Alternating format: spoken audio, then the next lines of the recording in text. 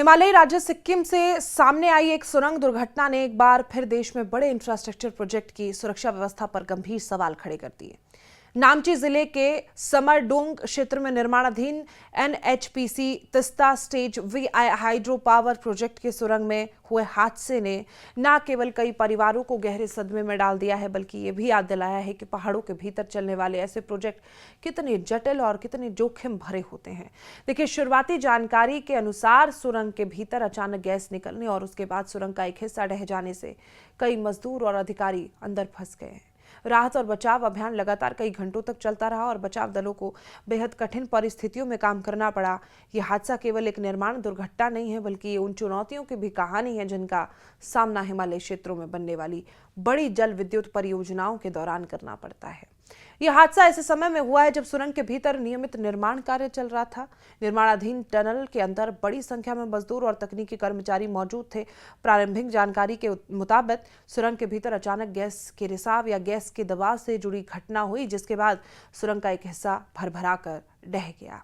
देखते ही देखते सुरंग के भीतर धूल, धुआं और मलबा भर गया। कुछ कर्मचारी किसी तरह बाहर निकलने में सफल रहे, लेकिन कई लोग अंदर ही फंस गए।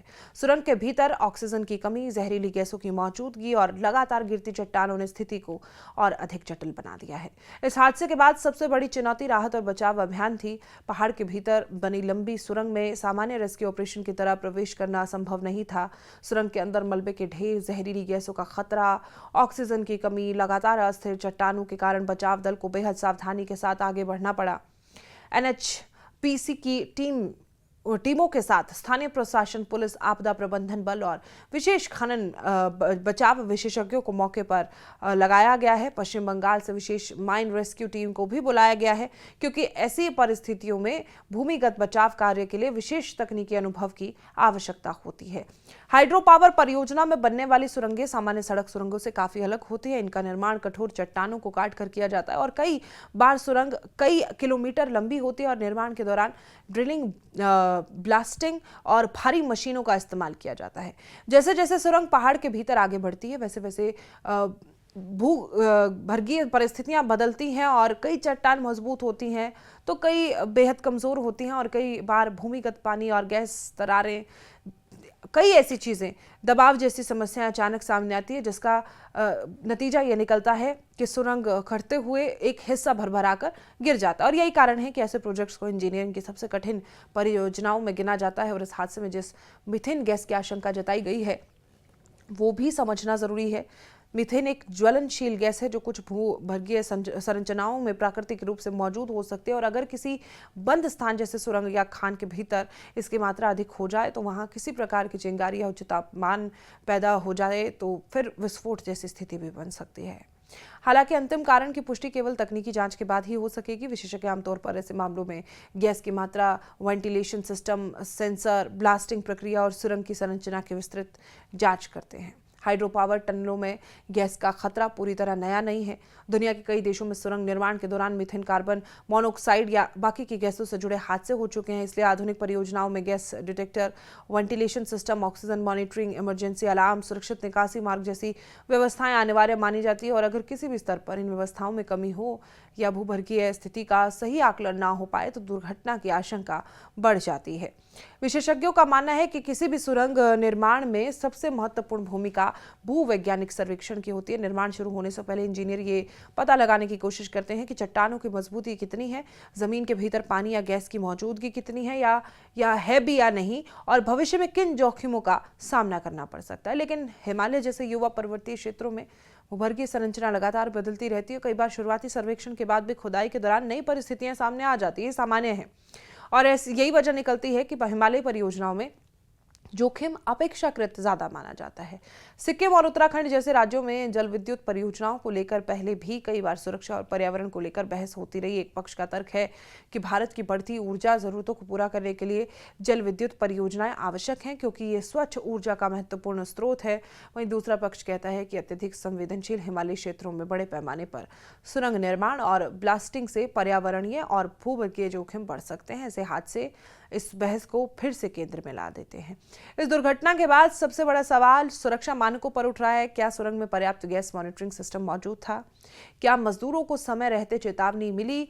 क्या इमरजेंसी निकासी के पर्याप्त रास्ते थे? और क्या वेंटिलेशन सिस्टम पूरी क्षमता से काम कर रहा था? क्या निर्माण से पहले जोखिम का सही आकलन किया गया था? इन सभी सवालों के जवाब तकनीकी जांच के बाद ही सामने आएंगे। राज्य सरकार ने घटना की जांच कराने और का निर्णय लिया है। ऐसी जांच में आमतौर पर दुर्घटना के तकनीकी कारणों, निर्माण प्रक्रिया, सुरक्षा प्रोटोकॉल, मशीनों की स्थिति, गैस मॉनिटरिंग रिकॉर्ड, वेंटिलेशन व्यवस्था और प्रबंधन की भूमिका की समीक्षा की जाती है और अगर किसी प्रकार की लापरवाही सामने आती है तो उसके आधार पर आगे की कार्रवाई तय की जाती है। इस घटना ने मजदूरों की सुरक्षा को लेकर गंभीर चर्चा छेड़ दी है। देश भर में बड़ी निर्माण परियोजनाओं में हजारों मजदूर कठिन परिस्थितियों में काम करते हैं। कई बार दूर दराज के राज्यों से रोजगार की तलाश में आते हैं और लंबे समय तक भूमिगत या ऊंचाई वाले क्षेत्रों के काम करते हैं और ऐसे में उनकी सुरक्षा सुनिश्चित करना केवल कानूनी नहीं बल्कि नैतिक जिम्मेदारी भी बन जाता है। नियमित सुरक्षा प्रशिक्षण, मॉक ड्रिल, सुरक्षा उपकरण, गैस सेंसर, हेलमेट, रेस्पिरेटर और आपातकालीन निकासी अभ्यास जैसी व्यवस्थाएं किसी भी परियोजना का अभिन्न हिस्सा होनी चाहिए। इस हादसे का एक मानवीय पक्ष ये भी है कि जिसे नजरअंदाज नहीं किया जा सकता। सुरंग के बाहर अपने परिजनों का इंतजार करते परिवारों के लिए हर मिनट बेहद भारी था। राहत अभियान की हर छोटी सूचना उनके लिए उम्मीद और चिंता दोनों लेकर आ रही थी। बचाव दल भी लगातार समय के खिलाफ लड़ाई लड़ रहा था क्योंकि भूमिगत दुर्घटनाओं में शुरुआती कुछ घंटे सबसे महत्वपूर्ण माने जाते हैं। तिस्ता परियोजना सिक्किम की महत्वपूर्ण जल विद्युत परियोजनाओं में गिनी जाती है। उसका उद्देश्य है बिजली उत्पादन बढ़ाना, क्षेत्र के ऊर्जा विकास में योगदान देना। लेकिन हर हादसे ने यह स्पष्ट कर दिया है कि विकास परियोजना की सफलता केवल उनका पूरा होने से नहीं है बल्कि उनमें काम करने वाले प्रत्येक कर्मचारी की सुरक्षा से भी तय होती है। विशेषज्ञों का मानना है कि भविष्य में ऐसी घटनाओं की पुनरावृत्ति रोकने के लिए कई सुधार आवश्यक है। इनमें real time gas monitoring, AI आधारित भूवर्गीय निगरानी, अत्याधुनिक वेंटिलेशन सिस्टम, अधिक मजबूत आपातकालीन निकासी योजना, नियमित सुरक्षा ऑडिट और अंतर्राष्ट्रीय मानकों के अनुरूप सुरंग सुरक्षा प्रोटोकॉल शामिल है। साथ ही हर परियोजना में स्वतंत्र सुरक्षा निरीक्षण को और भी मजबूत करने की जरूरत महसूस की जा रही है। फिलहाल पूरे देश की नजरें राहत और बचाव कार्य में है। जांच कार्य पर टिकी है। आने वाले जांच रिपोर्ट ये बताएगी कि दुर्घटना के पीछे वास्तविक कारण क्या थे और क्या इसे रोका जा सकता था। लेकिन इतना तय है कि सिक्किम की ये सुरंग दुर्घटना केवल एक परियोजना की त्रासदी नहीं बल्कि पूरे देश के इंफ्रास्ट्रक्चर सेक्टर के लिए गंभीर चेतावनी है कि विकास की रफ्तार के साथ सुरक्षा मानकों को भी उसी स्तर पर प्राथमिकता देनी चाहिए।